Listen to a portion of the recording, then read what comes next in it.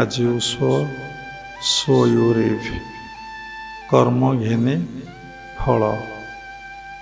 ତେଣୁ ଆଗ ଜ୍ଞାନ ଦରକାର। କେଉଁ ଜ୍ଞାନ? ନା ଆତ୍ମଜ୍ଞାନ ଦରକାର ବା ଆଧ୍ୟାତ୍ମିକ ଜ୍ଞାନ ଆମର ସର୍ବପ୍ରଥମେ ଦରକାର। ତାପରେ ସାଧନା। ସାଧନା ପରେ ଆମକୁ କ'ଣ ହେବ?